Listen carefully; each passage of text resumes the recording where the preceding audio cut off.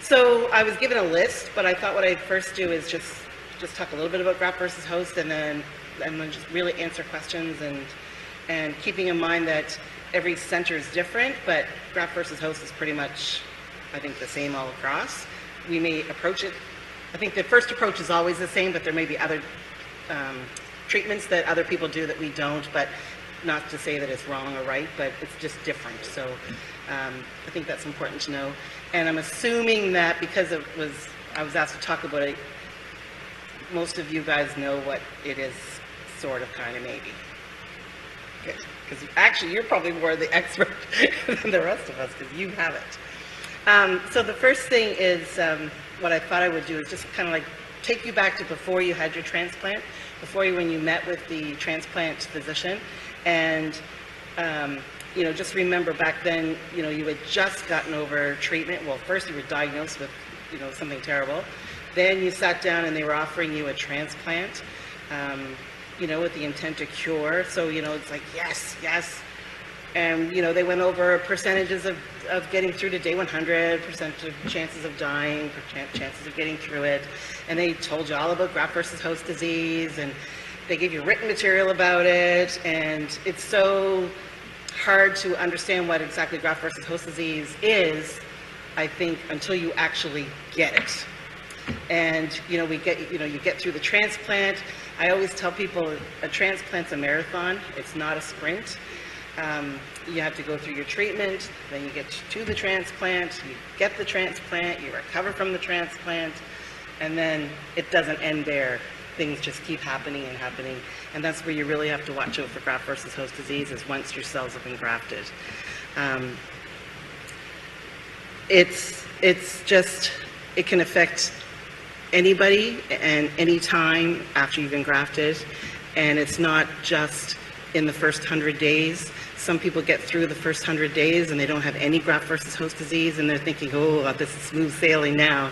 And then 1 or 2 months later, all of a sudden, there's something going on, and it probably is graft versus host disease. And then that's when people really think, oh my gosh, did I even know this was going to happen? And I didn't think this was what you meant when you said I was going to get a rash.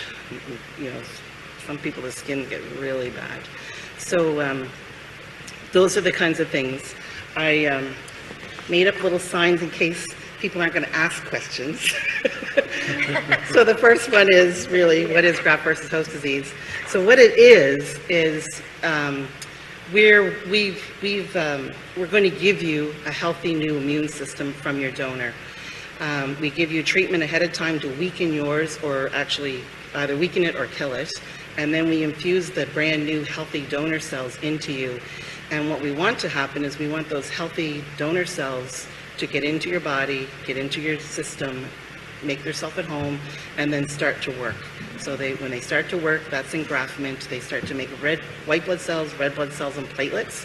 And then you'll hear the nurses, and you'll see it on the board when your white count starts to go up. It's like, they're engrafting, they're engrafting. The thing is that those cells are really smart. And even though you had a great match, they know that they're not in their home body. We don't know how they know that, but they do. They're just very smart cells. And so when they're in there, starting to work and grow, they go, wait a minute, this isn't my home. And then they can actually start to attack you.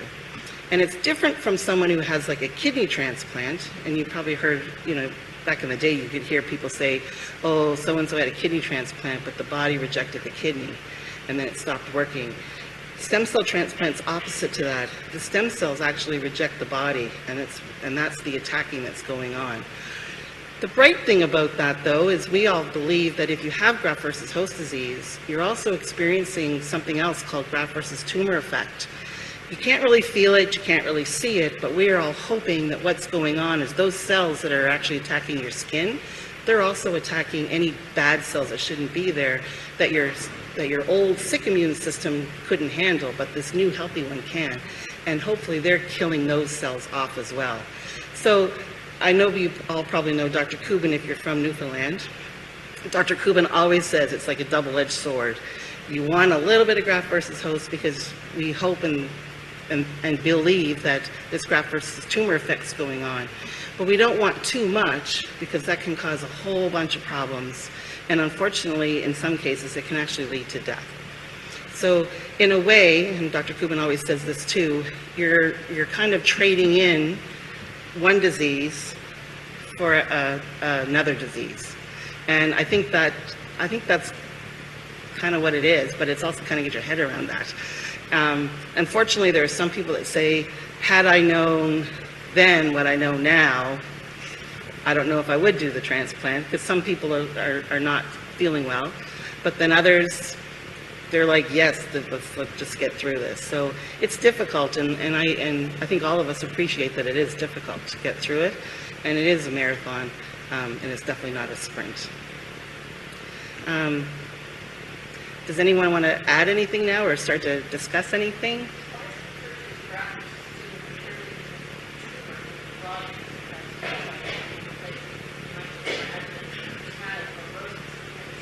Yeah, so I think that, I think it's just lack of a better word, because it's just bad cells. It could be like blast cells, or in hematology, blast cells are the bad cells. So I mean, you could say graft versus blast cell, I guess. But I think in the medical field, it's always been referred to as a tumor. I mean, tumor cancer. Yeah, you could call it graft versus disease, right? You know, that's really what it is. It used to traditionally be called graft versus leukemia, because leukemia used to be pretty much the only indication. But now it's been used for many diseases, so probably you could call it graft versus disease, really. Yeah. You know, that's essentially what it is. Yeah, because you could, I guess blast cell, you wouldn't be in lymphoma either. That's right, so yeah. So. I guess it's lack of a better word, Yeah. to be honest. Graft versus host is when the graft is actually attacking the host body.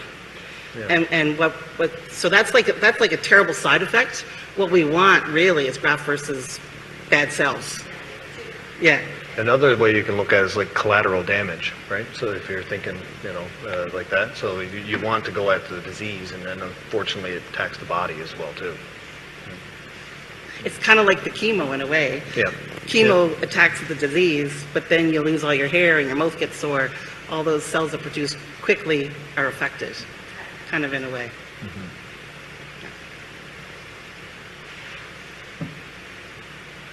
Any other? Oh, yeah.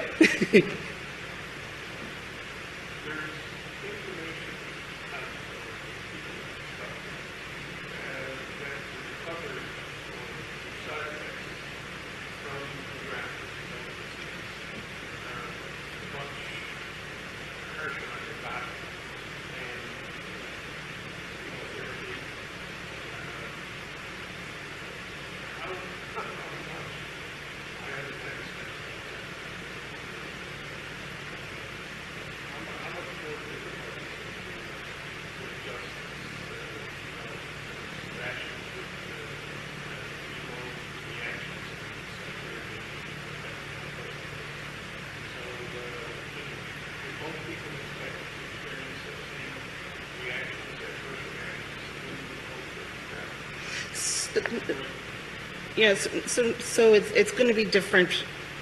It's going to be different for everybody, and because everybody's different, and we honestly still don't know why this person gets graft versus host of their eyes, this one might get it of their skin, and this might get it of all three. We don't really know. We do know that graft versus host can definitely occur more if it's an unrelated donor, and I think, you know, the percentages that you hear when you're actually sitting with the transplant doctors, if you have an unrelated donor, you have an 80% chance of getting graft versus host disease.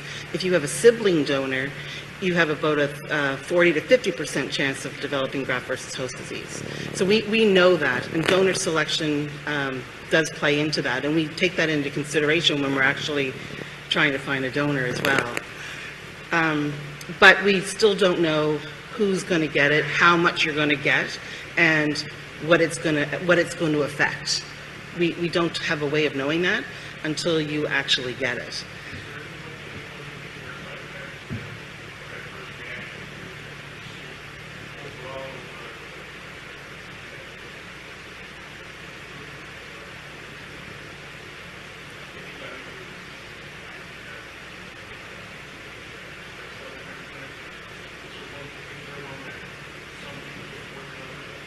I don't think so. It comes in different stations in a way. So early graft versus host disease usually presents as sores in your mouth, dry mouth, skin rashes, and affecting your gut. So it can either be nausea, vomiting, or it can be severe diarrhea. Generally, early post-transplant, those are the ones that happen most often early. Later on, you can get it elsewhere, but you can also get it elsewhere early as well. It's not totally defined. But generally what I see anyway is, so early graft versus host is mostly mouth, skin, and gut. And then later on, people can develop other areas. It can affect your eyes, it can affect your lungs, your muscles, your skin, even like different from a rash, more like tightness, and it varies. And you see, part of it we know is like, it's not like controlled, so to speak, that we actually can really control it, but we try to control it. So usually post-transplant, we have a plan that we start tapering your immunosuppressive drugs. Most people are on cyclosporin or tacrolimus just before the transplant and then through the transplant. Usually around day 60-ish is when we actually start tapering you off those drugs. Our ultimate goal is to get you off the immunosuppressive drugs and have your immune system just keep growing and then hopefully keep adapting to your body. But often what happens is when we lift the immunosuppressive drugs like your cyclosporin or your tacrolimus, your graft actually revs up even more, and that's kind of when you start to get these graft versus host symptoms and effects. And so close monitoring is very important, and again, it depends on what you get and where you get it will depend on how we actually deal with it. So if you have a little bit of a rash and you call me and you say, oh, Joanne, I've got a bit of a rash, and then I'll say, well, let's take a look at it. And then when I look at it, and if it's just like a little bit of a rash, and it's like, oh, that's not bad, we might just watch it for a little while. And it depends also where you're at with us cutting down on your medications. So if you haven't cut any medications and you're only like maybe day 40 and you have a rash, I treat that differently than if you were day 80 and you have a rash, because it depends on where you're at with your drugs as well. And we can increase or decrease the cyclosporin or tacrolimus in some cases, but if it's really bad, then we have to add another drug to help us suppress the immune system, and that's our good old frenemy, prednisone.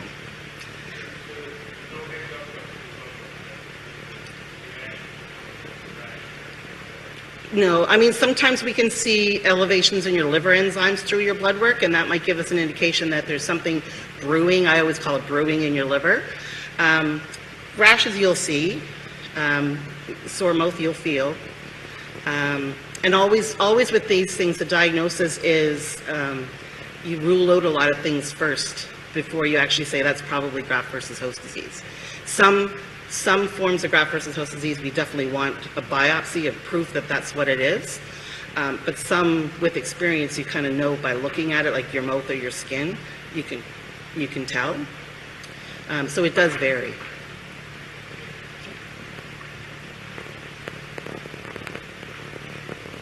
Anybody else? Okay, you're going to get my questions then. Next picture. Okay, so how is graft versus host diagnosed? So again, sometimes we need a biopsy. So people in Halifax, they call me the swab queen, because if someone has a sore mouth, I am going to look at it, of course, but I'm also going to swab it. And usually that's just to rule out other infections like cold sores, which are the herpes virus, fungal stuff in there like thrush. So I swab it first, and if it comes back positive, I'll treat it for sure. But sometimes I can tell what it looks like. I can tell kind of what it looks like now. I've been kind of looking at mouths for a long time. So I don't really need a biopsy per se of the mouth. Skin, we don't biopsy very often unless it's a really weird looking skin that I've never seen that before. I think we better do a little biopsy. Gut, we do want a biopsy because there's other things that can be affecting your gut other than graft versus host, and we want a biopsy just to know what exactly is going on. So if you can't eat and you're throwing up all the time, we'll send you to a GI specialist and ask them to do a biopsy going down through your mouth. and they'll take some samples from your stomach area. If you're having diarrhea, we'll send you to a GI person, and they'll go up the other way and get some biopsies, because we want to know for sure that that's what it is.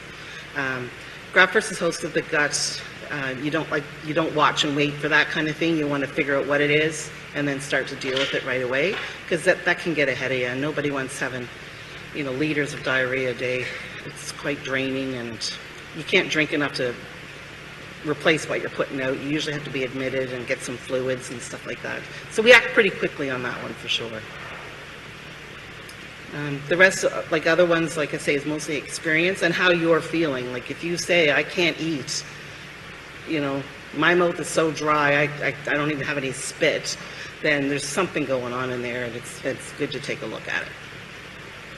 And when you can't spit, you really can't eat much either, and you're constantly drinking. It's like that's how dry people's mouths get.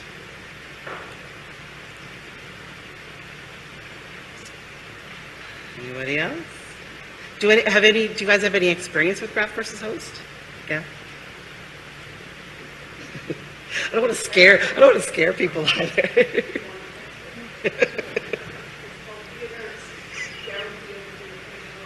There you go. Excellent.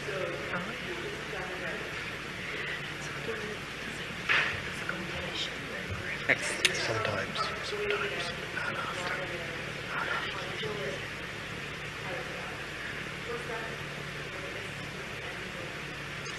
So we don't really wait it out, only if it's very mild.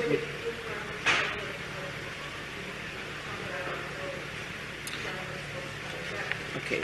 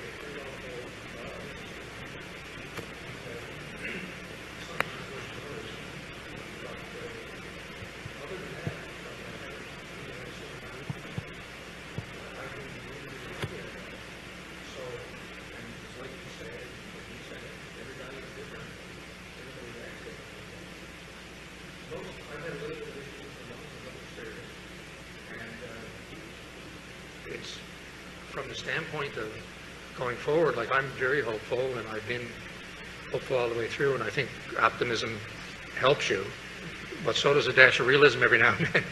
And that's where you got to depend on them. If they say you need up your prednisone, well, that's no great shakes, but you got to do what you got to do.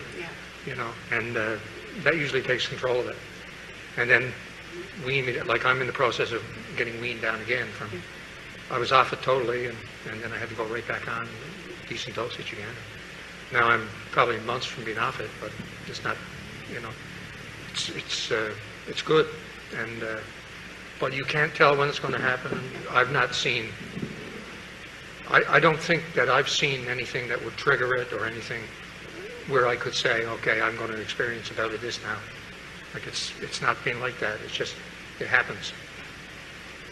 And, I think I think you're right. Like, there's no precursor or anything. There's no sign that something's going to happen. But I have to say, though, I over the years, like, I've noticed after, I mean, I talk to patients all the time. Sometimes I find people, like I say, they're all different, but, like, if you have this one fellow that comes to mind, he's, like, very much a type A personality. When you say, oh, it's best to take a year off to recover from a transplant if you can, and he's like, nope, not doing that. I'm going right back to work, and I'm doing it no matter what. And that, that's your decision. That's fine. And then, this guy in particular, he had graft versus host affecting his skin and mouth. His skin settled down nicely, but his mouth did keep bothering him. And he found that every afternoon, if he took at least an hour nap and got like a little extra rest, the graft versus host settled down a little bit more and didn't flare up as much. So I think some people, I don't think there's any really scientific proof yet, but it might be coming in quality studies. But if you rest and you exercise and you eat right, that, I think in a way that probably does help, especially if people feel that sometimes when they're run down or they're stressed, sometimes the graft versus host can actually flare up. But like I say, I think everyone's different, and it may not be the same for everybody. And I also would like to say that whenever graft versus host affects certain areas, we definitely pull in other specialists. So for eyes, for example, like I routinely send patients to see an ophthalmologist to have them clearly, examine the eye and give us their recommendations for exactly what drops to use, how often to use them, and use their expertise for their particular area. And with eyes, they tend to drops, and liquids, and then they might cauterize the tear ducts. Sometimes they... Sorry, excuse me. How does an expert in eyes or whatever then have to incorporate someone who's had post-transplant and graft versus host? How do they have that knowledge to incorporate all they know in a normal person, i.e., and I mean that in the gentlest way, but when a person has that, how do they do that? How do they know how to handle that? Well, I think with eyes, their eyes become extremely dry. And when they're seeing them, you're going to tell them, I had a transplant however long ago. And if they're really not familiar with that, they're going to pick up the phone and they're going to call somebody that they know who's familiar with it. So like in Halifax, for example, we have the Nova Scotia Eye Center. So we send a lot of people there to get their eyes looked at. We take care of patients in New Brunswick as well. And so sometimes the person will come from New Brunswick to the eye center to get but also we're kind of lucky in the Maritimes because a lot of people are trained at the eye center and then they go out into the other provinces. So, and they know they can call. So, and they do. Like, I think family doctors get nervous when they have a patient that's going to have a transplant, because then all of a sudden they're like, ooh, haven't had a patient have a transplant before. But they know to call if there's anything that, and you guys actually educate your family doctors as you're going through it. And they actually learn a lot we all learn a lot from patients, for sure. Okay, any other questions? Hope this is okay. The other one is, how is graft versus host treated? So this is a bit of a tricky one too, because it depends on what you have, what it's doing to you, and how it's affecting you, and where you're at in the course of your recovery from the transplant. However, I will say the main drugs we use to treat graft versus host disease is either back on your cyclosporin or cyclosporin or tacrolimus. And then if needs be, then we need to start a steroid. Steroids treat graft versus host disease extremely well, for the most part. The dose depends on, again, how severe it is and how much you weigh and that kind of thing. I always call prednisone a frenemy, because in transplant we need it, so it is our friend, but prednisone has horrendous side effects, so it's your enemy at the same time. Where you've been, I'm sure you've been on prednisone. It took me almost 8 years to finally get off it. Yeah. I bear the scars. Yeah. thin skin, you just touch something and skin would Very feel bad. sensitive skin, yeah. It, Weight gain. it can cause irritability. I mean, Roid rage. I've seen people kind of go a little bit psychotic on big doses of prednisone, and it's not them, it's the drug. But you just cut the drug back and it does improve. Weight gain, fluid retention, high blood pressure, diabetes in some people, increased appetite. Oh dear, what else? I think those are the main ones. Cataracts. Hmm? Cataracts. Cataracts, lack of ability to sleep. Well, those are longer ones. Affects your bones, osteoporosis for sure. So yeah, it's your frenemy, but and then when we do start it, once we start cutting it out, it's a very slow process because we can't cut it back too fast because your body has to adjust to lower doses. In other words, you're slightly addicted to it, is that what you're saying? In a way, your body, yeah, in a way, but it's not like a drug addict, but yeah, but your body likes it for sure, and it is hard getting off, but we get it off. It works. All right, I kind of did this one already, like treatment side effects. Mostly it is drugs from treatment, so the prednisone. I mean, cyclosporin has side effects too, so does tacrolimus. It can be hard on your kidneys for sure. And I think we pretty much listed big side effects. Yeah. Oh, infection, yes, for sure. Yeah. Steroids compromise the immune system. Yeah, and you're always at risk for infection early post-transplant anyway, because your immune system is just starting to work and build. But when we add prednisone to it, definitely, because your immune system is suppressed. So again, fevers, you have to go to emerge, never ignore a fever. The only time you're allowed to ignore a fever is when you're quite a ways out and your counts are pretty good. But you still don't ignore it, you let somebody know. One of the questions that someone had was, so for graft versus host disease, when do I go to emerge?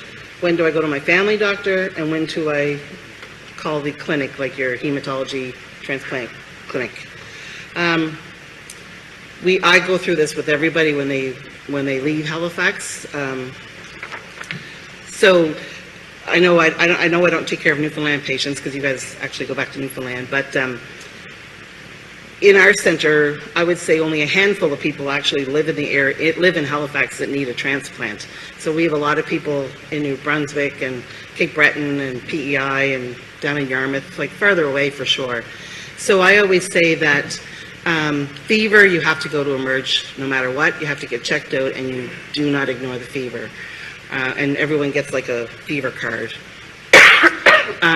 Rashes, so rashes, if your rash isn't, you know, if you look at yourself in the morning and you don't have a rash, then that's great. You don't have to do anything. If you have a little bit of a rash, you should be kind of alert. And if it's really bad, then you should be calling like your transplant people just to say, I've got this rash. You're also, because you're susceptible to infections, a lot of times you're also susceptible to shingles. And so there's different kinds of rashes. So if you have a rash and it's just like in one area on one side of your body, kind of blistery, it's getting a little sore, you have to get that taken care of right away because that's probably shingles. And so when a person calls me and tell me they have a rash, and then I go through what does it look like, what's it doing, where is it blistery, is it pins and needly, as soon as I get a yes to any of those things, I usually say go to your family doctor right away or a walk-in clinic and say, does this look like shingles? And if it does, they'll start treatment right away. Graft versus host rash is more diffuse, like you have it over more of you and not just one area. And it can be faint at first, and then it just kind of gets pinker and redder and pinker and redder. Usually people will call once it starts to spread a little bit, and that's exactly what you should do. And usually we'll get you, we'll see it. If you have if you're not feeling well, you have a bad cold, for example, and you know it's a cold, because we've all had colds, you can go to your family doctor and get them to just to listen to your lungs and say, like, are my lungs okay? Like, do they sound okay? You might need a chest X-ray. You might need an antibiotic, and that's fine too. It is difficult to know, like, where do I go? Who should I call? And I don't think any transplant center person would ever say, don't call me ever. So just call, and then they could direct you as to where you should go. So your average cold has nothing to do with graft versus host, or it could? It could, but generally speaking, no one can really diagnose someone who's kind of like got a cold with graft versus host. So but you know, even if you go to your family doctor, have them listen to your lungs. If they feel you need an X-ray, then absolutely get an X-ray. If they give you an antibiotic, take the antibiotic for sure.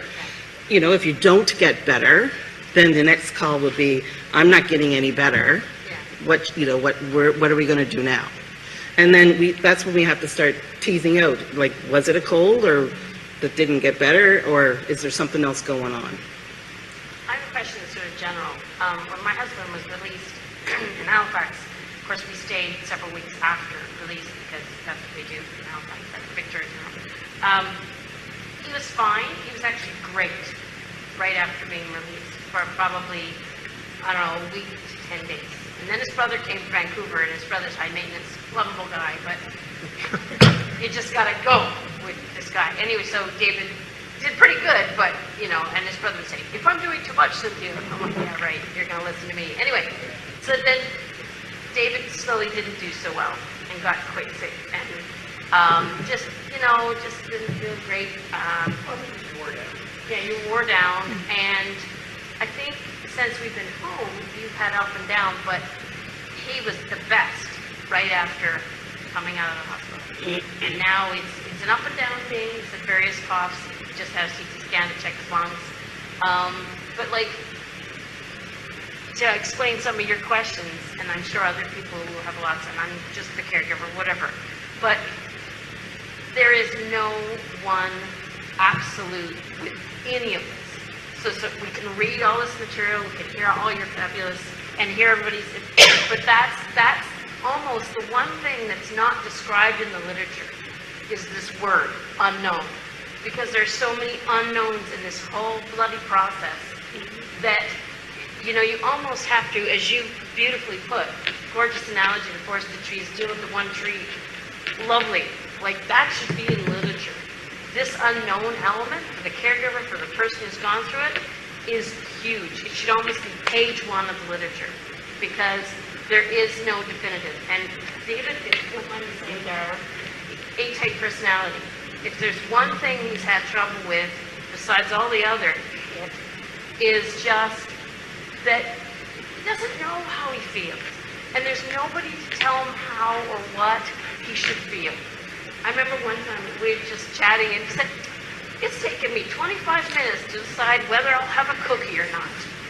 Well, Jesus Christ. I mean, you know, that really is, honestly. I mean, this is a man who's been doing stuff on the tub, on the phone for barges and tugs and things that could go up 6 in the water. And yet, that was a challenge. Will I have a cookie? And he often doesn't know all the time if he wants to eat something or drink something else. And if someone tells him, you should eat more nuts or you should have more salt in your diet, la la la, it's that he has to now. Oh, well, look. You know, the other time we chewed through a bucket of peanuts, now it's like, I have to eat peanuts. You know, like, this is a guy who loves food. But, like, it's huge. And those unknowns are outrageous. If you can get over the unknown word, everything's a picnic. But that is one of the biggest things. And I know you can't tell us all, and you do the best you can, all of you, but it's just, that is huge. You ask a question and you never get a straight answer. Bingo. And you wake up in the morning and you ask yourself, well, how do I feel? Do I feel any different? Is there a problem there? No, I think I'm okay. Maybe there's a problem here. No, I'll be all right. Okay, now I'll go for a walk. You know, I passed the basic checks, you know, but you don't know. And, you know, I've overdone it sometimes. It's good. I think pushed it too far. I went out, walked for 3 hours, and I slept 4 after Yeah, that. that was not, Not doing that again, you know, keep it to an hour. But just don't know. Like I said, dig it. But Yeah. you try to feel it out. Yeah, and I think the thing is that you're right, you don't know. And when someone says that to me, oh yeah, I went for a big walk today, and I just, well, you know, I'm thinking, yeah, you're going to pay for it tomorrow, and maybe even the next day. But then the third day, you might be able to go do it again, but you won't go as far, because your body said, hey buddy, we're not doing that today. Yeah. Well, I've got low hemoglobin, and I think I've had low hemoglobin for a long time. And I'm a cross-country skier. You know, so last year I skied like a third of a marathon. But you know, I had to stop. And I could almost feel myself spending all the energy I had, and then I'd wait at the bottom of the hill, I'd get some more, and then I'd go up the hill. And I'm wondering if by pushing myself, will I make the hemoglobin come faster? You know? I don't know. so far, no, Yeah, No, so far, no. unfortunately. yeah. Not for nothing. No, not How long ago did you have your transplant? 92 days. 92 days. Yeah. Post-transplant. Yeah, you just had it this summer. Oh, yeah. Yeah, June, You were- June 9th, June 8th, yeah. Yeah. Yeah. 13 weeks yesterday. Okay. Good for you. Fresh. Sometimes. As I say, as an old fart on this road we're all on together, I must admit I find it truly amazing how much the science of a transplant has changed in the 10 years, almost 10 years since I was transplanted. I was one of the last marrow transplants in Calgary. And it turned out 2 years ago, a co-worker of mine from a previous life was diagnosed with AML and had a transplant, a stem cell transplant, with all the new regimes of treatment. 6 weeks after her treatment, she was driving herself to clinic. And I said to her, and she was going on about how tough it was. I said, give your head a shake, woman. 6 weeks after my transplant, I just about found enough energy to put a bra on under my pajamas to go to clinic. You know, it's amazing the science and the research, how much it's contributed to making things a bit better. And the road a little bit easier. So take that with you. You know, truly it is. I think another good thing is for this sign, because people tell me this all the time. Yeah. People will say to you, you look great. Family, friends, people you run into at church, the grocery store. Oh my God, you look great. Come inside. But usually you feel blah. So what I usually tell people is to say, I wish I felt as good as I look.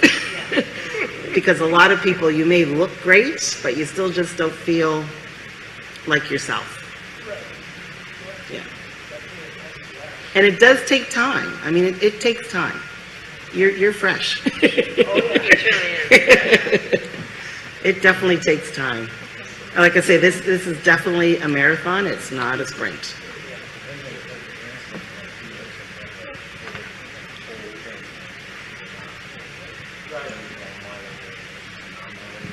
Can you say that all again? It depends on what type of transplant you have. So if you have a fully intensive transplant or a myeloablative versus a non-myeloablative.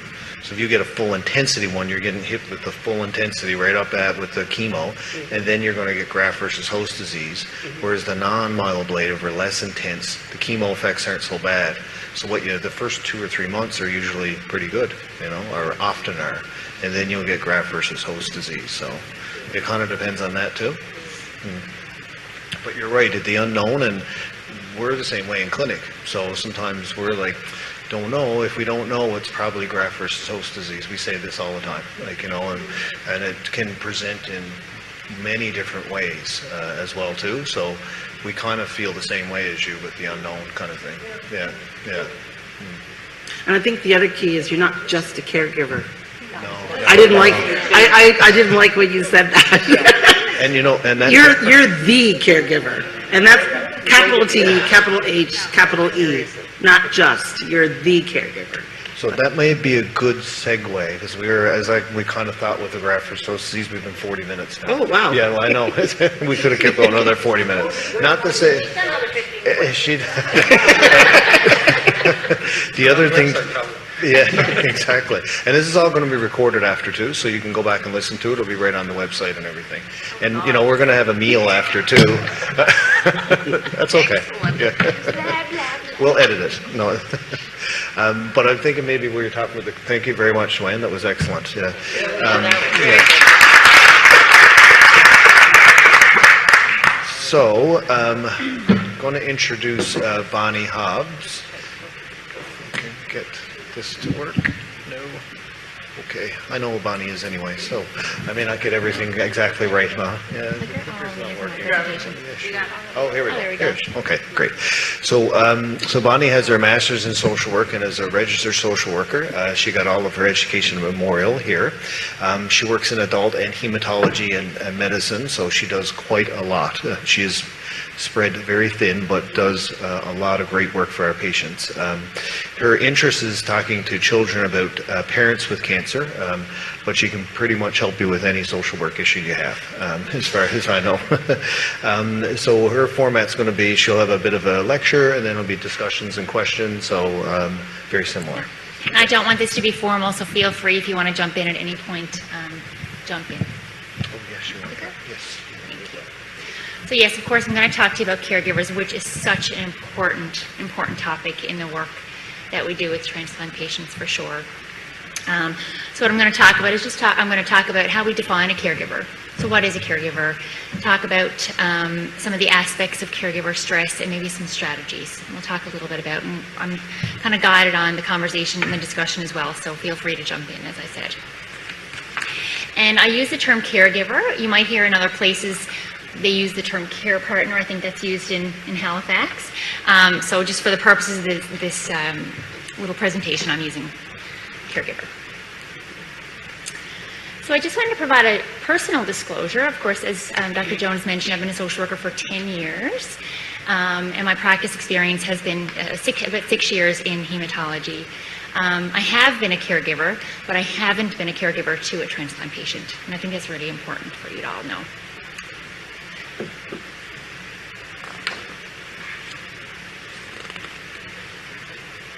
And I really like this quote I found as I was doing the presentation by Rosalind Carter. There are 4 kinds of people in the world: those who have been caregivers, those who are currently caregivers, those who will be caregivers, and those who will need caregivers.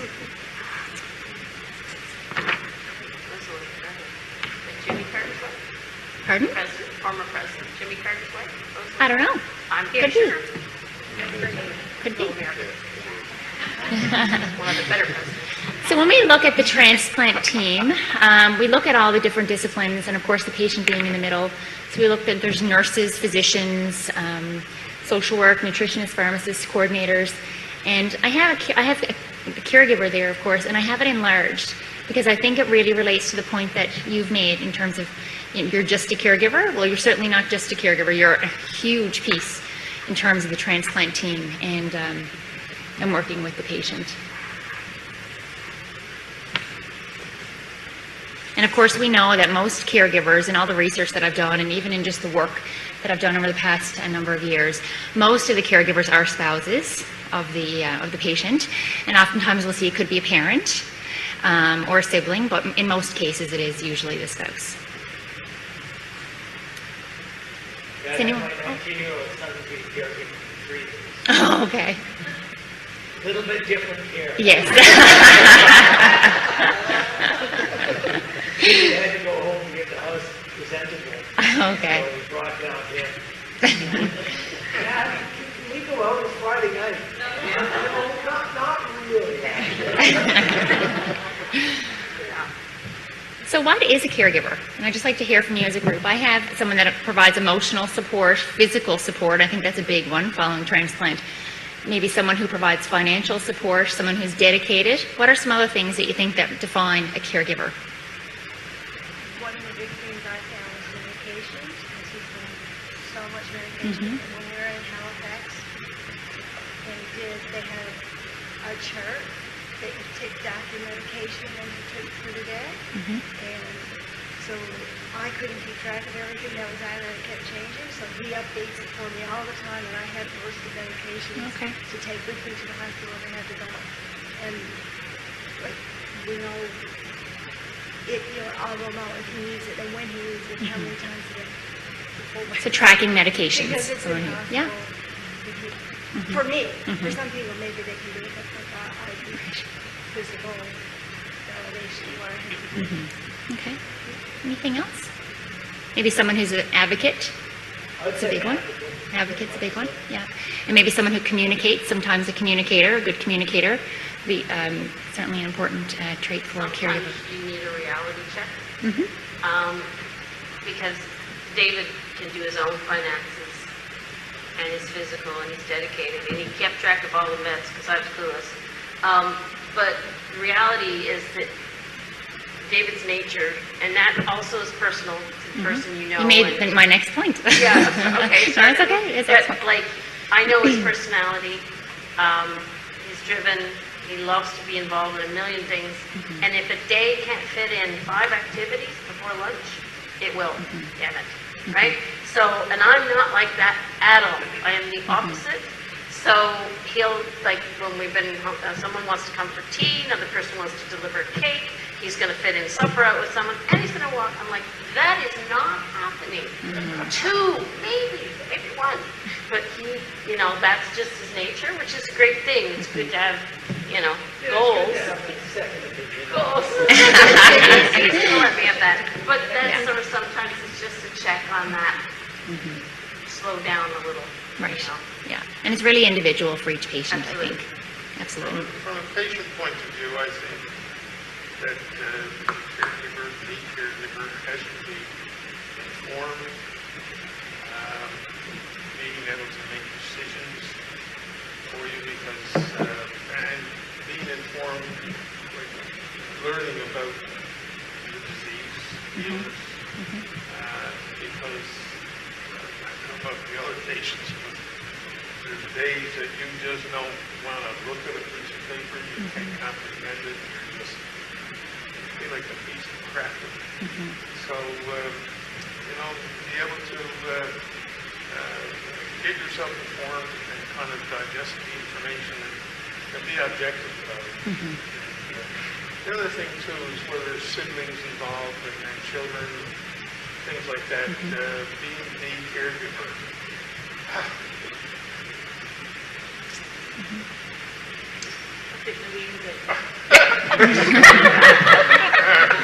It's not only for the patient. Absolutely. It's also for the Absolutely. family. Right.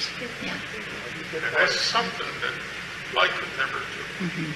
I think one of the things you mentioned earlier was that, especially on prednisone, or you mentioned it, was that you're irritable and agitated a lot, and your caregiver needs to have a lot of patience.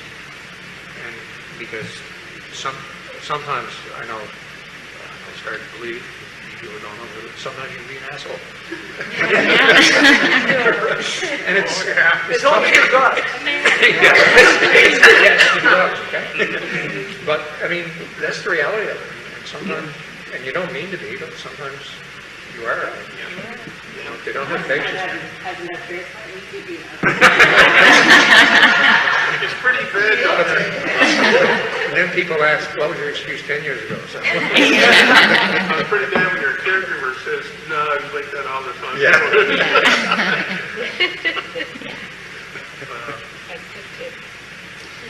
So I know within the questions that were asked, one of the topics was on caregiver stress.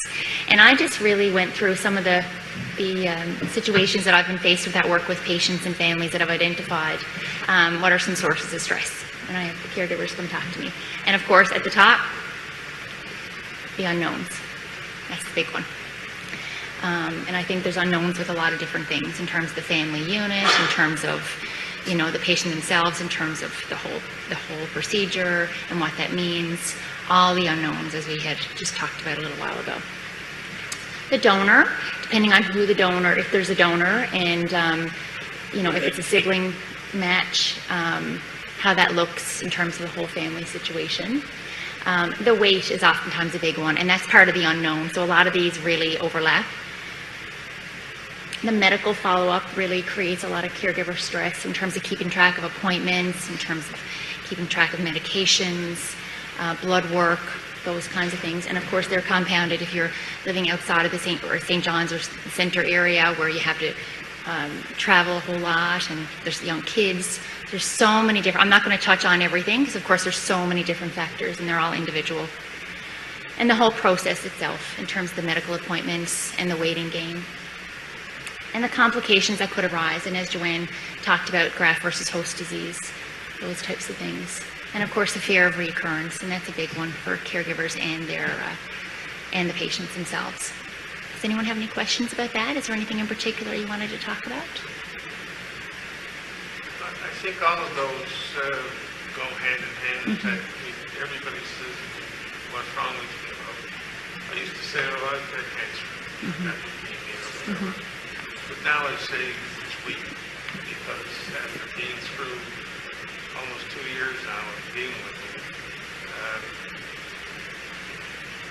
every day, been with me. So,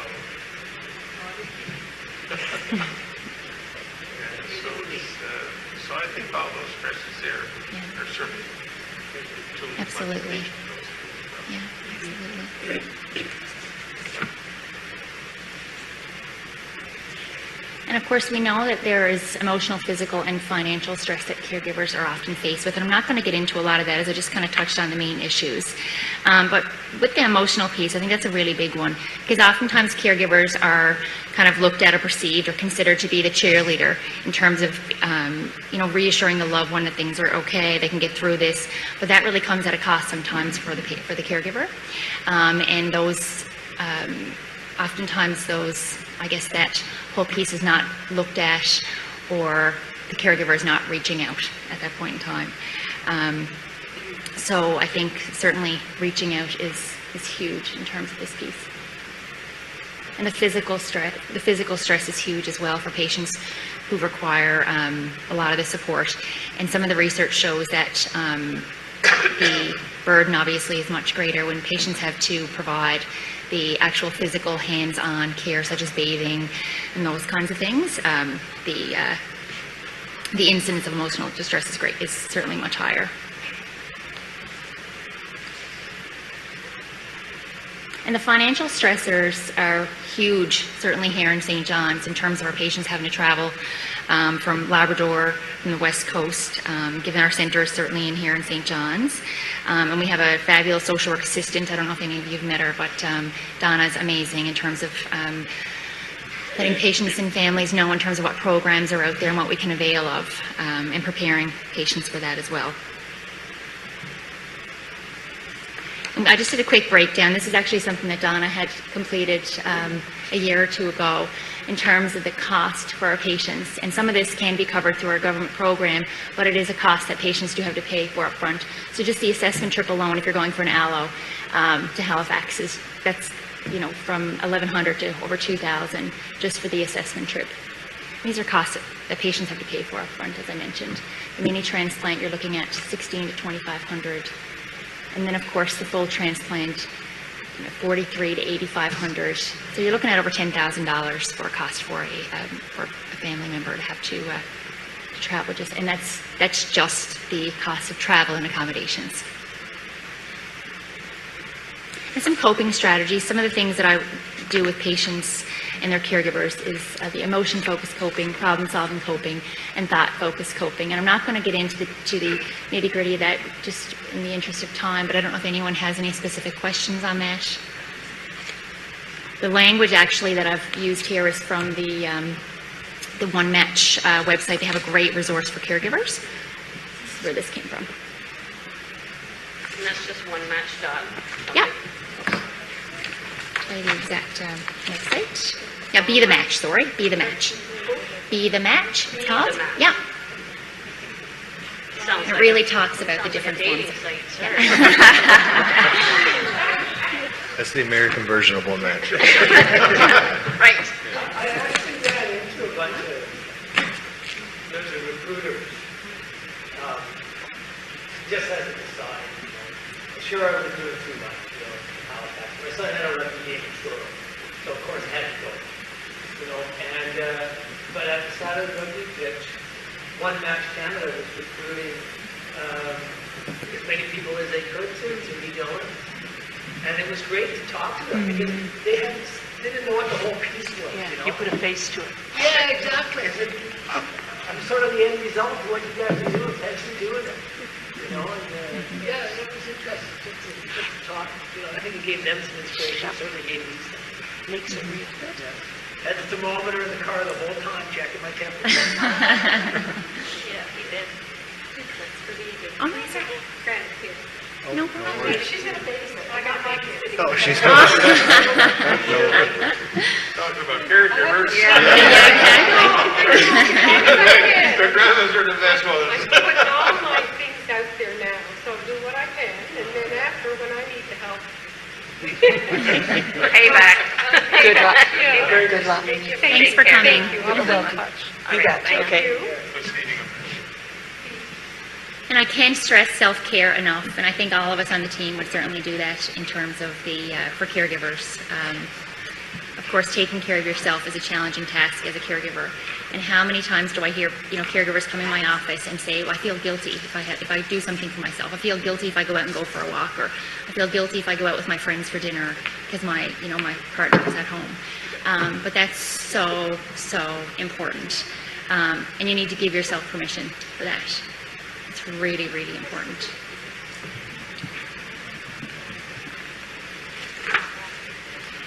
And of course, we're talking about the stressors and the burden of being a caregiver, but there's also so many rewards.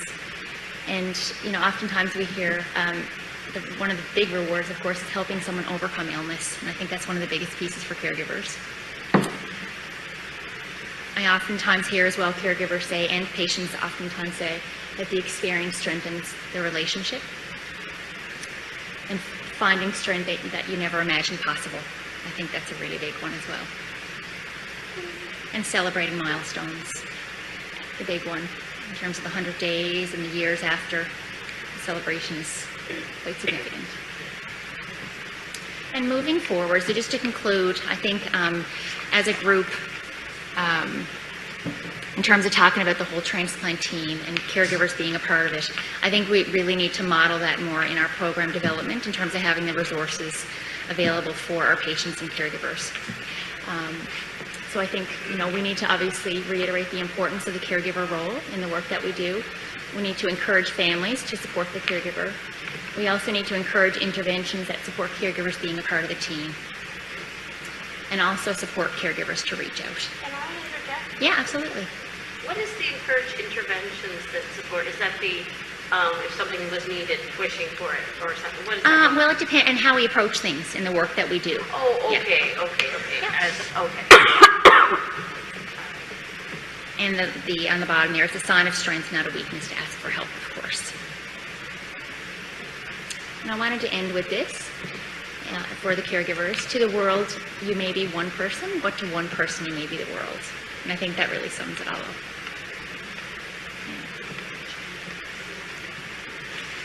I don't know if you have any questions. I have a question. I'd like to make a comment. Okay, sure. I think that when we're still looking at transplant, that I've given myself forward as one of the assets that we do not have references. Then I'm a good caregiver, if that would help. Absolutely. Because I've seen other people try and provide support. Mm-hmm. Hospitalizations and very difficult. But I've found that the staff were excellent, both physicians in particular and the nursing staff, were very good at helping me as a caregiver. Excellent. So it would be the nurses who would take me aside after the board page and say, like, you've been an asshole, but we know that that's not it. That's when I would say, well, yes, it is.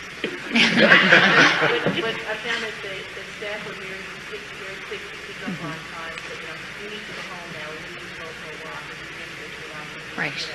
So that was very important. And two other comments that we still use a lot, I'm sure will be used during transplant. Whenever anything happens, people would say, you know, we do your county position in the unit. And somebody would say, well, we'll keep an eye on that. So now it doesn't matter whether it's a trip to ICU or whatever it is going on. We're just, okay, well, we keep an eye on that. And the other comment that everybody uses on that unit is it's just a bump in the road. You know, it's a pretty big bump. Yeah. Especially when you're a patient and a caregiver. I mean, it's really big. It's bump. a crater, it's not a bone. Yeah, but it helps me to say, okay, everybody here is so calm, they've seen all this stuff before, they're not all freaking out, they're, you know, Mhm. they're carrying on with the day. Yeah. Okay, so maybe this isn't so bad, this is another bump in the road. Mhm. You know, Yeah. if I look at it that way. It helps you. It helps you, yeah. It helps me to calm down, because now I gotta deal with him, Mhm. and the kids, and the 89-year-old mother, and, you know, Mhm. and all the other family and friends, Mhm. who are looking to take their food from me. Mhm. And so I found those kinds of comments that took some of the stress out of it, normalize some of it, and said, okay, you guys can handle it, you seem to have confidence that I can handle it. And, you know, okay, I'm done. You get up tomorrow, we're going to retreat. Mhm. And I have a friend who went through a similar experience. She said, like, all this stuff with me on video time. Yeah, absolutely. That doesn't work. She said some days it's 10 minutes at a time. Mhm. Yeah. And there are the days when I've been like, okay, let's get to the next 10 minutes. Mhm. Take a breath and then go on. Mhm. So I found that the others that are around me, the security staff, are very Mhm. helpful. Mhm. Excellent. Giving me a chance to comment. We certainly owe a lot of credit to our nurses for sure on the unit. They're fabulous. It is a special place. I always say Fort North A is a special place. Yeah. I think one of the most frustrating aspects of this process is, and you touched on it already, Judy, right? Yeah. And that is explaining whatever to whomever. And we have family both in Ontario and in BC. No one's immediately here, so you're often sort of balancing what you can say on the phone or in an email. And if an email, of course, they can take it right out of context. Yeah, the Oh my God, demand. he's dying, you know, Jesus, no, you know. But there's elements of that that are challenging to the caregiver because David's brother, the high maintenance one that I mentioned before, God, I hope he doesn't listen to this recording. I think it's really bad. But David has, you know, a 90-year-old, a 91-year-old mom who is as smart as a whip, right on the ball. She wants to have answers. And his brother's like, no, tell her all that. And you know what? She avoids asking him and avoids asking John because she'll call me. I'll get the goods from Cynthia. Get it out of you. But it's a bit of pressure because you're like, what do I say? What, you know? And she's been very emotional over the phone with me and just like crying her eyes out. She can't understand how her youngest child is going through this, and she's 91. If she could give him 10 free bliss-free years, she would, you know? But those are challenges too that are not always easy because you're balancing all those elements. You know, our boys are so busy with various things, 19 and 23, testosterone driven. It's like, he'll be good, you know, and that's fine, that's perfect. But the 90-year-old mom is a different thing, 91, whatever. And my parents are great, but they also jump to conclusions. But you try to weigh it all, and that is something that a caregiver is sort of...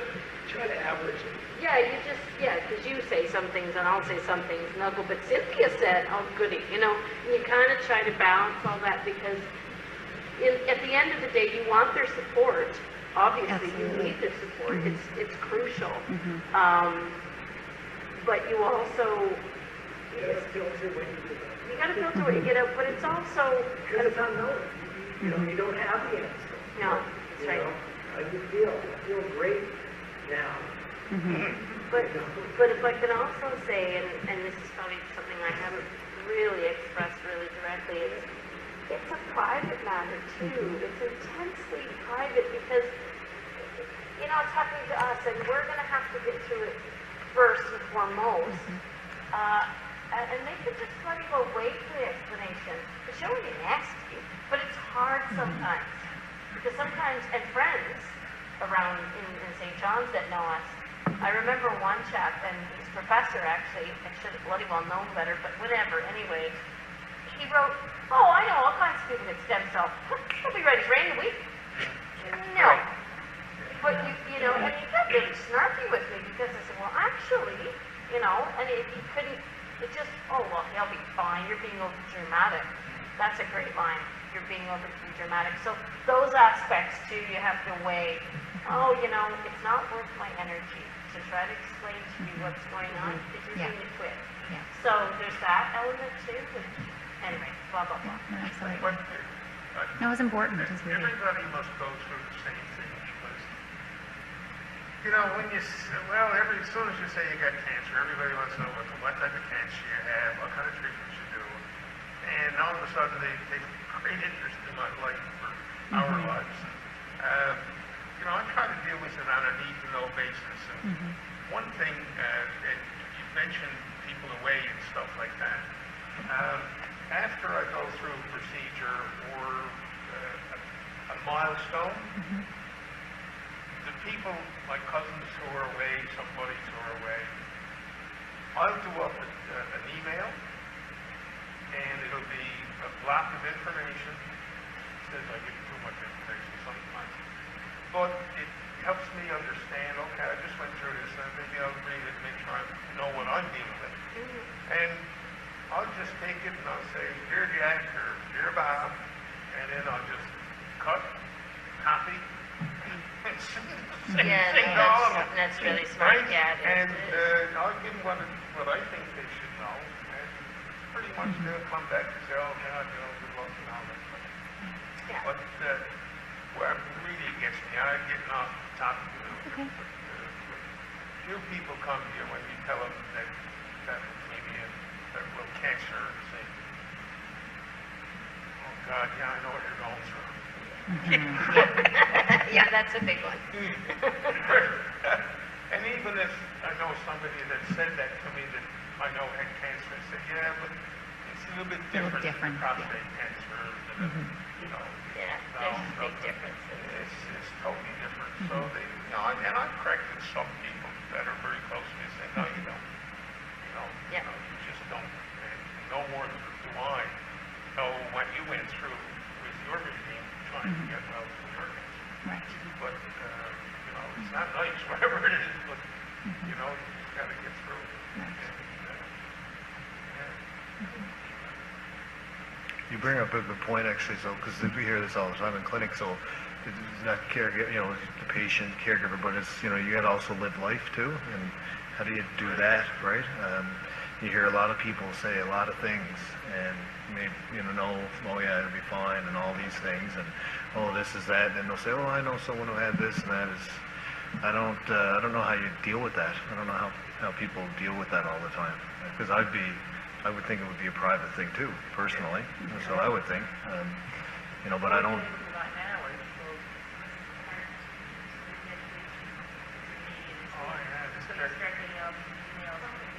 Oh, yeah. Oh, yeah. Lots of advice. Thank you. No, thank you. You're right. Yeah, the FDA just approved it on August 30th. I mean, this was only last 2 weeks ago. Right. And I got people sending me stuff. My brother phoned me from away, and he said, I was talking. I said, I know it's a private issue, but he said, you know, people that I work with, they know you've gone through, you know, the last 2 years.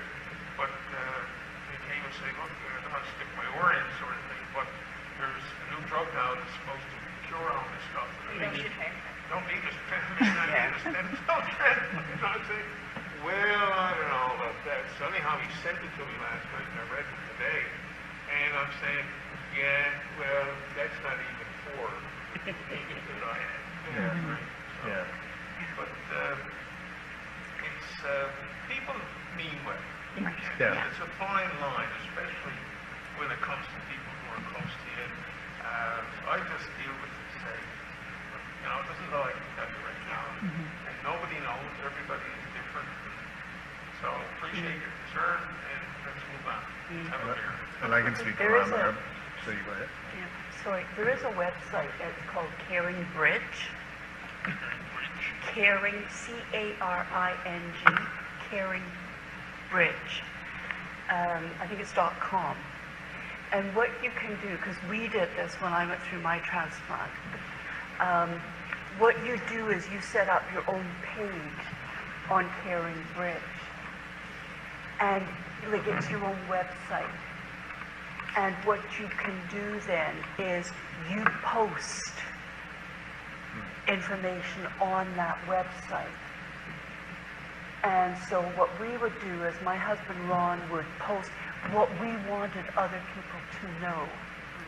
Beyond this circle of family, all the other people that care about you, and they have the best, you know, they care. So what you can do then is you give them the link, because you set it up with the access in your name, and you say, just check out I mean, it's like a blog or whatever, but it's all through that. And then you don't have to deal with them face to face.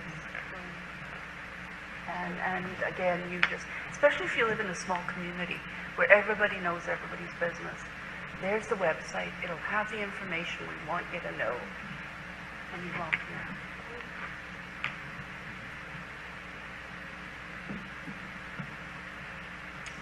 All right, so someone just texted me, said pizza will be here in 25 minutes, so on that note, we'll go on to nutrition. Yeah, great segues there.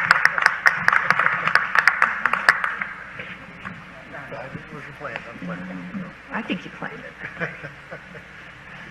It's healthy pizza, though. Lots of vegetables. Yes. Oh, sorry, yes, me.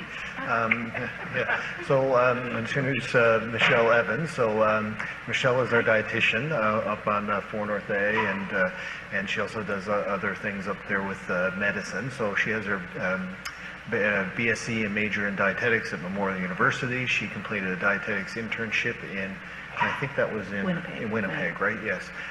She's been on the floor there for 20 years. So when Michelle does everything from answering any kind of nutrition question, helping you with, and then right on to helping us with TPN, which is basically feeding people through a tube. So she has lots of experience. So Michelle's going to talk about nutrition and some of the questions you guys have answered, because I've been stooped many times by your nutrition answers or questions, and I've oftentimes wanted to go Michelle, so I'm anxious to hear what you have to say as well. Well, thank you for having me. There it is, lots of color. As Dave was saying, I've been working with cancer patients for a number of years. I do get to see a mixed mash of all kinds of different health conditions. So I'm kind of sort of an expert, but I think I'm also what is the term they say when you're jack of all trades? So just on a little personal note, I haven't had cancer myself, but I've had friends and I've had family members who had cancer. So working in the area and having family, I think, I can really appreciate where you're coming from. Another personal note is that I have a young girl, and I spend a lot of my time with her and my husband, and I love cats. So just a little bit to know about me. So I'm going to get started. I think this is how it works. Okay. So just to look at the little cartoon up there, it says, don't tell me to improve my diet. I ate a carrot once and nothing happened. So this is something I hear a lot. I think people are confused. They're expecting like a direct relationship between what they're eating and what's going to happen to them. And I wish that I was a magician, and I wish that I could tell them that it's so, but it's a lot more complex than that. But in any case, I think food is wonderful, and I think it does play an important role. So today, I'm going to discuss some of the questions that were put forth. Just before the session, I had to put my thinking cap on, because I work with very acutely ill patients, so I don't get a lot of the unconventional types of questions. So I had to do some, reading and make sure I was still, knowing what was going on. So the first one is going to be about alkaline diet, but I can go in a different order. If anyone would prefer to know anything, like they're just dying to know about something else, I can start somewhere else. But for the sake of time, I'm thinking I probably got 1 or 2 minutes per slide because we do have a lot of topics to cover. So the question that came out from the alkaline was, is there any scientific evidence that cancer won't survive in an alkaline diet or environment? That means like a high pH. If so, how do we test our body, and what foods are best to eat for it? Well, to answer the first question, the alkaline diet has been around for a while. There's a lot of misinformation, I think, out there, because there is some truth to it. I think it works. The studies that have shown that it does work in a laboratory setting, like it is true that cancer cells would thrive in an acidic environment, but it's not true in the body.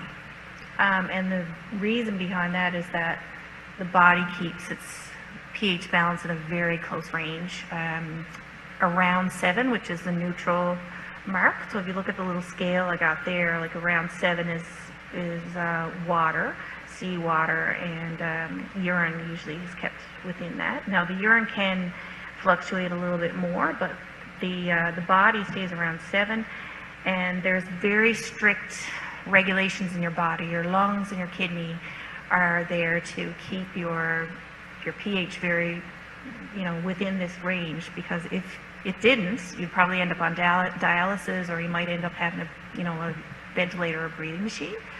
So it's very important that, so this is how the diet doesn't work in the body. The diet does claim that if you test your urine, it will tell you whether your body is acidic or basic, but you will see some fluctuations in your urine, but urine does not reflect what's happening in your body. It's a waste.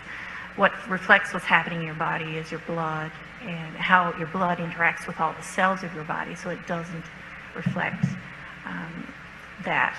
Another aspect of the diet, it can be fairly restrictive. A lot of the foods that they claim that are acidic are high protein foods, so like meat, remember some of them all, but they're generally milk and meat and eggs, which are all great sources of protein. And if you're really struggling to find, get protein in your diet, then it can be really challenging for some people. But another piece of it is, on the other flip side of the diet, is that it does recommend a lot of plant-based foods and a lot of foods that are not processed. So it can be healthy in a way, but it's only healthy in that little piece. So I hope that answers your question about that. I'm not sure if anybody here had that particular question.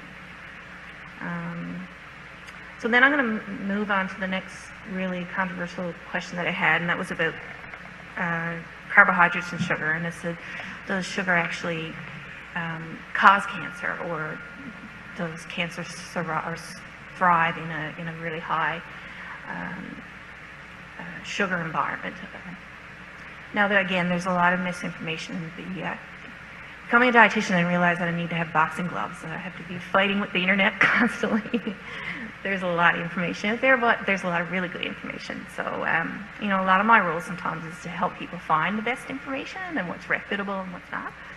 So, it is true. Again, there's bits of truth within the misinformation that's out there, and it is true that there is some sort of relationship between sugar and cancer and maybe a lot of other chronic diseases, but it's more of an indirect that they're finding. Like, it's not exactly how they're saying. Again, and a lot of laboratory studies found that in a sugary environment, the cancer does feed off of cells, but so do a lot of other cells. Carbohydrates are one of the most important fuels that your body can use. It's so important that if your brain really needs sugar. So if your brain can't get sugar, it's going to figure out a way to make sugar. So it's going to start breaking down fat, producing what we call ketones, which is going to make your body, help your body get the fuel that it needs. And when you do severely restrict sugar, you tend to lose a lot of weight because your body burns fat. And people think, oh, that's a wonderful thing, but it is to a degree, again, but it is very restrictive and hard to follow sometimes. So the research really is showing that there's a lot of intake more, or a relationship more between its effect on insulin in our body, because insulin serves the purpose as a hormone in our body. It serves the purpose to help us absorb the carbohydrates that are circulating in our blood. So, but a lot of people are like overeating sugar, so then their insulins are going up really high, and then they're eating more sugar because their blood sugars drop low, and then they're eating more and more, and it's leading to weight gain. So I think the link is probably more, for a lot of cancers, there's weight gain, which can be linked to, certain health problems. Some cancers, not all. There's certainly not in terms of leukemia and whatnot, but or lymphomas, blood cancers that I've seen.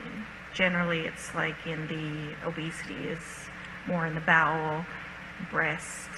That's where the literature is pointed fairly links between obesity.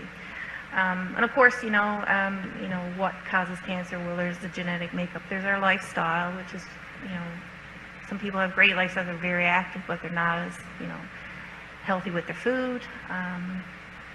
But, the message comes out clearly that we really need to be limiting our sugars, because we're all eating, like most of us are eating too much sugar.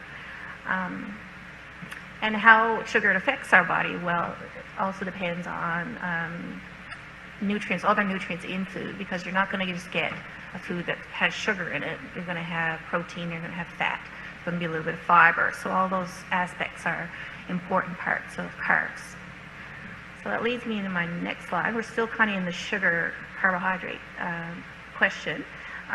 So what are some good carbs? Well, I know a lot of people know this, but they may have never heard about low glycemic. But if you're diabetic and you are, if you read up in the Diabetes Canada website, they do talk about like low glycemic foods, and they're generally really healthy foods. Foods that have more fiber in them, most fruits and vegetables, milk. If you look at our healthy plate, we're looking at, a lot of carbohydrates are in just about everything we eat, but they're in your greens, they're in your fruit, they're in your little bit of vegetables, and in your dairy. So it's a really important piece of a healthy diet. Anybody have any questions? Or just kind of... All right. And just a note, and there's a lot of literature out there on the ketogenic diet as well, and if you're not familiar with it, it's just a very restrictive carbohydrate diet. It's more restrictive than some of like the Atkins diets and that kind of thing, and there's been a lot of study on them. But a lot of the study is coming out, and they're seeing some actually really promising research for brain tumors. And I know, again, it doesn't apply to the blood cancer population, but it is very interesting. And I think, the fact that it works, the ketogenic diets actually work really well for seizure disorders as well. There's something about it. It is having some impact on the brain. But as you know, if you look at the little picture there, it shows that, this diet is very strict. It's kind of hard to follow. 75% is fat, which is, not always tolerated that well. And you got a little tiny bit, 5% of your diet is only carbs. So that might only be like a slice of toast in terms of carbohydrate for your whole day. So it's very restrictive.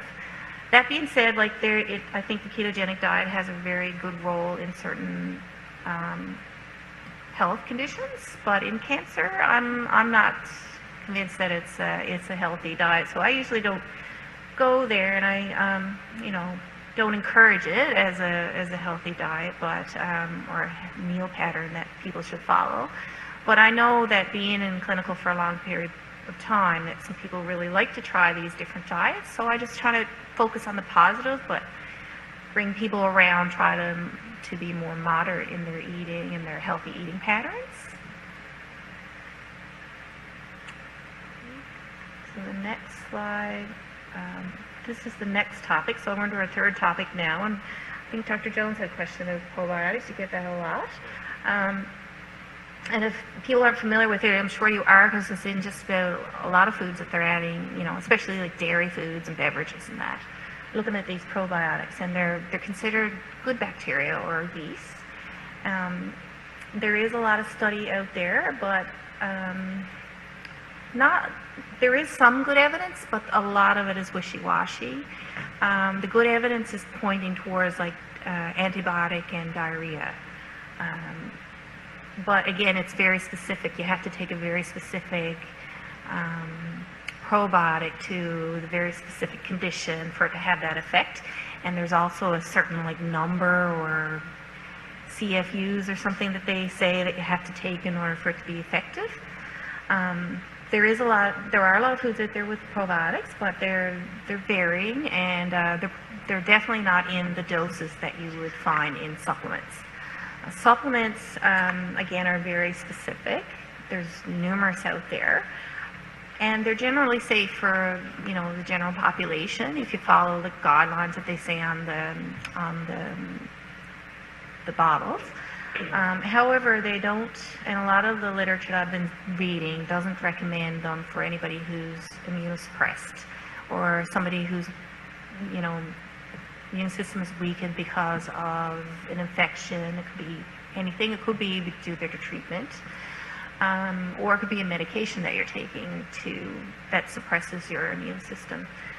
So if patients or clients do decide to take them, I highly recommend that they're they're highly monitored, and that if your blood counts are really low, I really would advise against. But if you're feeling like if you're at the well stage of wherever your treatment is, and it's something that you want to look at, and you have persistent diarrhea, then perhaps maybe it might be, because I know that antibiotic is a key, medication that you're taking. So certainly. But it's something that really should be cautioned. So I followed up a little bit with that, with just asking people in the conference, and most of the centers I spoke to, they just say don't do it, because it's going back to the unknown. It's the unknown. No one knows. There is actually some trials on trying to treat certain things like gut GVH or prevent gut GVH, but it's specific high concentrations and things, so it's generally, what do you say in Halifax? You don't usually, Yeah, we say no, right? Yeah, it's only like the antibiotic associated, but again, that's somebody who may have had pneumonia and they took Cipro or something, and then they had persistent, diarrhea after the fact. But yes, it's true that it's not recommended. I think the Cochrane review, I read it as well, about that, and they don't recommend it. And there isn't much evidence to link between the diarrhea caused by cancer treatments, because you can get colitis and graft versus host disease colitis that, probiotics are they're not the big guns. The big guns are your medications for treating it. And the bottom line is that you really want to use your overall diet to control your gut problems, because there's so many other things in food that can affect your gut other than just probiotic. So again, it's not the individual thing. It's probably a combination of a lot of things. So that brings me into the neutropenic diet, which I get a number of questions about this. I see a lot of patients who come back after their transplant in Halifax, and I've noticed that some practices are different within, from what I had a student do a research project on it, and she interviewed all across Canada, and some were using various levels of what we call a neutropenic diet, or being food safe. And food safety really is what links all of it together, and without a doubt that's important for everyone, let alone somebody who has a weakened immune system. So I'm sure I'm preaching to the converted, but everybody here I'm sure knows what a neutropenia is. It means your low number of white blood cells. It makes it hard for your body to fight infection. So the neutropenic diet is simply that. It's a diet that is designed for anybody who has low blood counts. But it's been also called like a low bacterial diet or low microbial diet. And I think years ago, probably before my time, they actually had a diet order in the hospital that was sterile. But they've found through the literature and everything that that people really did. There's so many other factors there that can affect infection. There's whether your spouse has a cold, or if I don't know, there's flus around. There's certain things that can cause you, other than just food, to have a high risk of infection. So there is evidence out there, but it's not really high quality, that supports the neutropenic diet in a very strict manner. That being said, I guess because there's nothing to really guide all the professionals here of what's safe, we tend to tell people what the high-risk foods are, and then after that, let you guys decide where you want to go with it. And what I found really interesting was I read a teaching tool that the UK has, and it's really interesting because they have it based on your blood count. So if your counts are really, really low, severely low, they'll recommend, be really, really careful, be very, very strict over things like your fruits and vegetables and probiotics, for instance. But if your counts aren't so bad and you're relatively healthy post-transplant, then maybe like just the major food safety things, like being very careful with your food, which I'm going to get into in the next slide. Like a lot of this is very common sense. Keeping your hands clean, number one. Keeping the surfaces that you cook on clean. Being careful of cross-contamination. So if you've got chicken over here and your vegetables over here, be careful not to combine them, like raw chicken. Making sure your food is cooked to the right temperature. Health Canada has a wonderful little booklet that outlines all the temperatures that your meat should be and all the temperatures that your food should be kept at to make sure that it's safe. Looking at best before dates, making sure that things aren't out of date.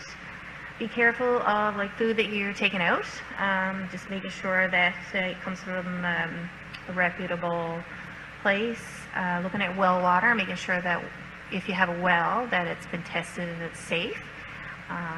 But generally the tap water that's in all of the systems in cities and that is very safe and tested, and so we tell people that drinking water from the tap, as long as fresh and running, but not in Halifax? You got a boil order on?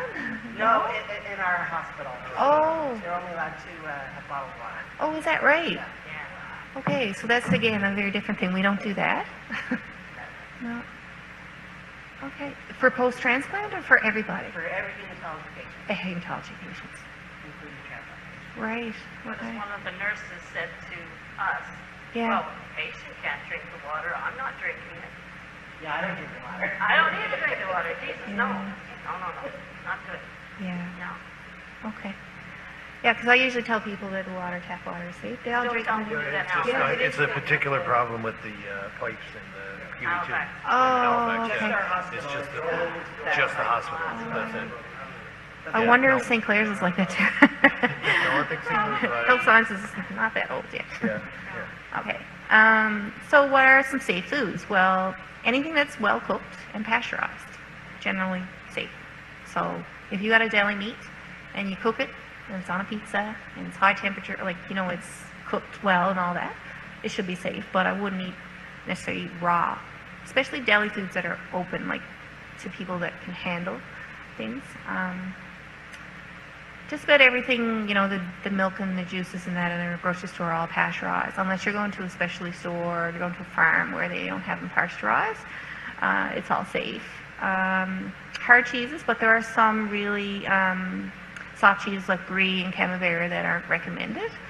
And on the least strict side of that, we say that if your food, especially your fruit and vegetables where they're raw, are well washed. If you can wash them really well, I think they're fairly safe. But I tell people, just be careful. I probably wouldn't eat a salad that, if it came out of your garden, maybe, yes. But, just be careful of those ones that they say they're pre-washed, because they may be true, but, just be careful of those. But, there's a lot of other safe alternatives that are not raw, so you can cook a lot of your vegetables. You can peel a lot of your vegetables and peel your fruit. So, those are ways you can kind of get around that. But, and then there's some centers that definitely say, like, after 100 days of transplant, you really should follow this very strict neutropenic diet. And again, others do it based on their level of blood count. And towards the strict end, none of the fruits and vegetables are raw at all. They're all cooked. Berries are cooked in a tart or something like that. They're not eaten raw or frozen raw. So, and all other deli foods, not just the meats, but like olives and things of that nature. And of course, I mentioned the probiotic.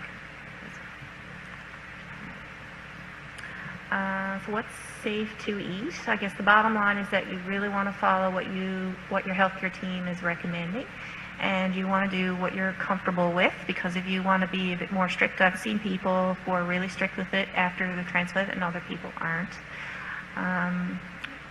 But we try to encourage food safety, of course, is the primary thing. And there are always safe food alternatives. You don't have to have, if everything has to be cooked and pasteurized, and it's easy to do.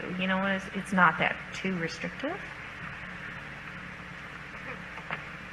So then the next topic was around, how am I doing for time there? I'm over a little bit, I think.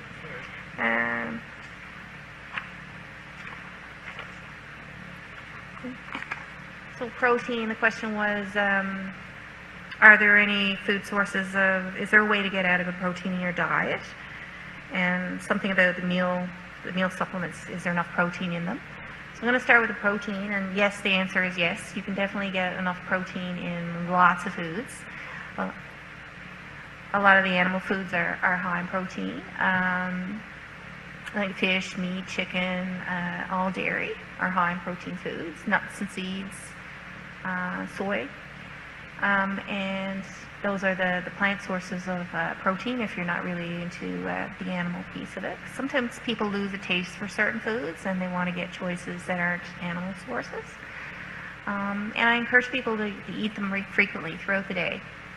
Try it at every meal, add a bit of protein, whatever it might be. So instead of saying, your typical tuna fish sandwich and have a little bowl of chips, you might have some nuts. Yeah. Almonds or Yeah, cranberries exactly. and nuts or whatever. Right. Yeah. Good. For me, the beans, definitely. Beans and legumes and all sorts.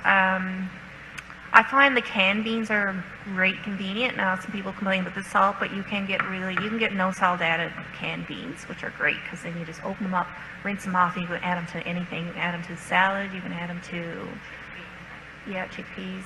Yeah. So, but some of them are really salty, but if you're not salt restricting or anything, it's not a big deal. But it is a really excellent source of protein. Now, some people find that their gut, it gives them a bit of gut trouble, but it really depends on the person. So back to the supplements, they can provide enough protein depending on the type of one that you're taking, what other foods you're eating that have protein in them, and how many you take, right? So it can vary from person to person. Everyone's protein requirements are slightly different, but generally we recommend higher protein because it's, protein is really important for building and repairing body tissue. So we encourage, food sources first, but as I know, it's very difficult to get food in when you're feeling really sick. So the supplements are really good to rely on. And we do have some that are like Ensure, but we have some that are double calories, 1.5 calories, and double the protein. So depending on which one you can tolerate or which one you like, they can be quite useful. Especially if your appetite is really poor. But I do get the question about the carb in them, because one of the main ingredients is corn syrup, and it is just another sugar. It's not high fructose corn syrup, which you hear a lot about in the media, which is in a lot of sweetened beverages.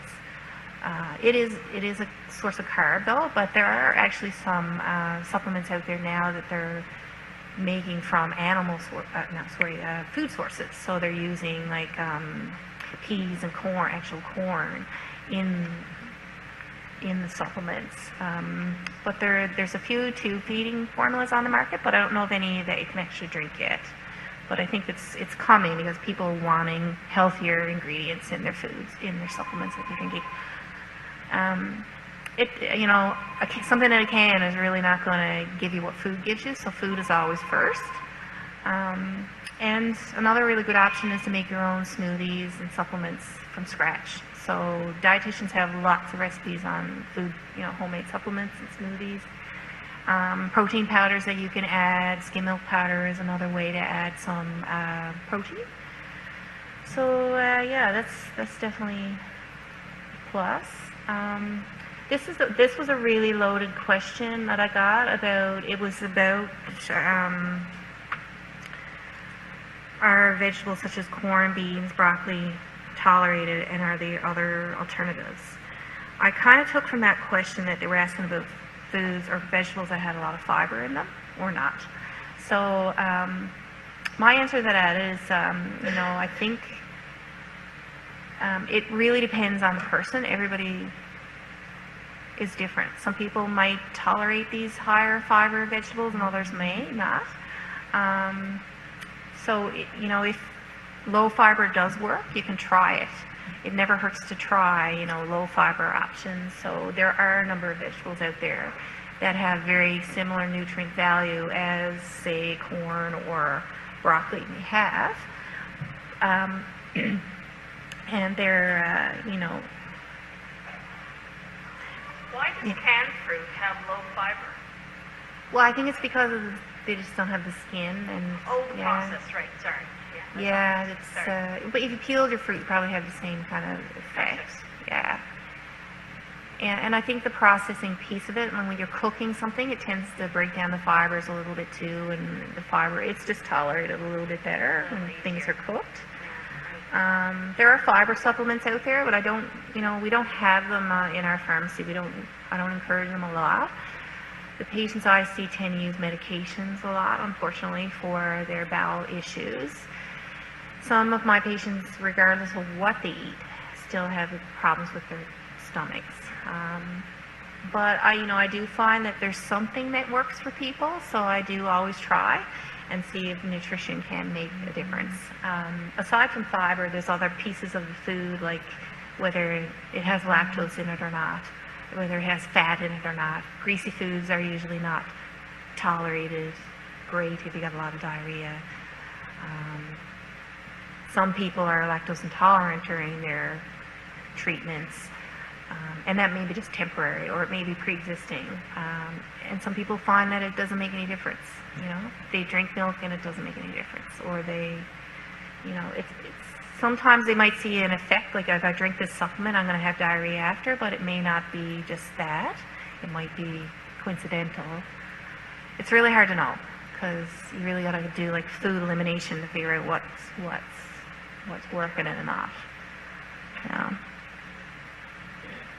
And potassium and magnesium, this was an easy question for me. Are there food sources? Definitely yes. A lot of our patients have troubles with potassium and magnesium management in their blood. These are electrolytes and minerals that affect our muscle and our nerve function. They're very important to be kept in a certain range in our blood. So the doctors are always working carefully, giving you magnesium supplements, potassium supplements. But, it's challenging when patients are not eating well, because they really need to rely on these supplements. But if you're eating okay, there are ways that you can get food. So if you look at my little pictures I got there, a lot of these foods they both have potassium and magnesium in there. Dietitians have great lists. Usually, the internet has pretty good lists as well. So you can get magnesium in your diet. It's just, it's in a variety of things. Potassium is in a lot of fruits and vegetables. So it's not just orange juice, it's not just bananas, but those are the most common ones, but it's in a lot of fruits and vegetables. Milk has magnesium, and nuts and seeds have a lot of magnesium and potassium. But a lot of people need a combination of the balanced diet plus the supplement in order to keep their levels. And hopefully, I think, over time they do tend to settle out, like your electrolytes do, don't they? Yeah. Yeah. Yeah. And it's, a lot of it's lost through diarrhea, not being absorbed because of certain medications. Yeah. So, and then just to clue everything up now, so people are probably like, what do I eat? So healthy eating is where it's at, really. What's the evidence saying about reducing risk? Well, again, there is a lot of promising and strong evidence out there that high-calorie diets, high weight, high body weight is linked to breast cancer, bowel cancer. We've seen that in processed meats, a lot of red meats, high amounts of it in your diet can be linked to bowel cancer, maybe pancreatic, maybe stomach. Again, in isolation, perhaps yes, but you have to remember that there's so many other factors that could impact the risk of cancer developing. But it never hurts to eat healthy, right? So what I'm learning through every single thing that I read is that no matter where you go, whatever meal pattern you choose, something that includes plant-based foods, fruits and vegetables, whole grains, nuts and seeds, really, good quality, high value nutritional foods, you can't go wrong. So, that's where it's at. You're not going to get the same amount of nutrition in a vitamin or mineral supplement. The literature is actually saying that, we don't even recommend, daily multivites for people. They're more into whether you need a multivite to cover off your folic acid for if you're pregnant, or if you need vitamin D and calcium because you might be at risk of osteoporosis because of steroid. So it's more along that line, or if you need, if your B12 is down, or if you need iron supplements. So they do certainly play an important role, but there's nothing in the literature to show that that vitamin supplements are helpful. They actually find it's, they're probably more harmful to a lot of people. And that they interact with a lot of medications. They can also, create side effects. So we're not recommending that you get your food sources of, antioxidants and vitamin C and all that through vitamins. We'll recommend it through food. There's a question, the only thing I find along blood cleansers was artificial sweeteners, and there is no evidence to say that eating artificial sweeteners would increase your risk of developing a blood cancer. Again, they're safe, but it's not a nutritive food, so I don't really encourage them anyway, right? But if people want to have a Diet Coke every now and again, I really don't think it's necessarily linked to any problem. But I do encourage, foods that don't have the artificial sweeteners. And soy, there has been some studies on soy and prostate cancer, but nothing really strong. And superfoods, you may hear about blueberries are the latest thing, or and they are beautiful. They're wonderful, but so are cranberries and kiwis and bananas. So I'm not biased on the type of fruit that you eat. I like everything. And I think, it's more in the variety, because you're going to get different levels of nutrients from every fruit or vegetable that you eat, and every kind of grain that you eat, and meat products. But there is definitely, they're saying, red meat. Red meat's like the egg in days gone by. Don't eat eggs anymore. Well, red meat is the new thing. Yeah. Not that you can never have red meat, because I think it's healthy to have red meat. It's a good source of iron, but having it in moderation, and including more fish in our diets, and more beans and legumes in our diets, and find ways to incorporate those. Not become a vegetarian by any means, but just eating overall a healthy food. So yeah, that's basically it. So back to the carbs, like limiting your sweets and sugary foods, alcohol in moderation, tobacco, avoiding. Well, I got limit there for tobacco. I actually didn't mean to have that there. I meant to say no tobacco. Of course, we don't encourage any tobacco. And being active, and you know, that's all part of a lifestyle too. You know, being as active as you can, and having healthy weights. That's all I have to say. I don't know if anybody has any questions or anything. Talking about food, you know. Food is like a giant. Food is there, yes, food is there. Yeah, food is there. Last person to talk about food. And we can, I mean, we can continue discussing, obviously, over food and all Yeah. that stuff, so, but thank you, that was excellent. Oh, no, thank you. Hope you, Yeah. yeah, sure, yeah.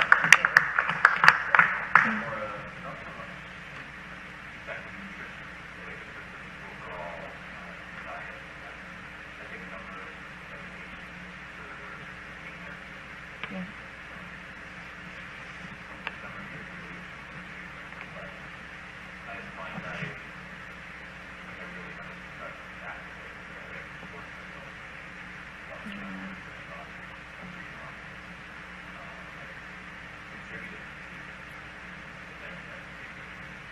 Yeah. Yeah. Mm. For appetite?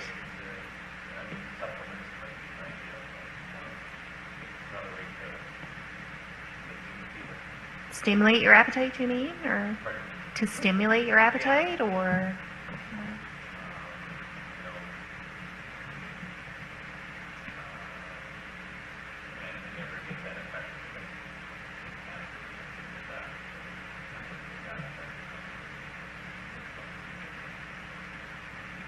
Yeah, yeah.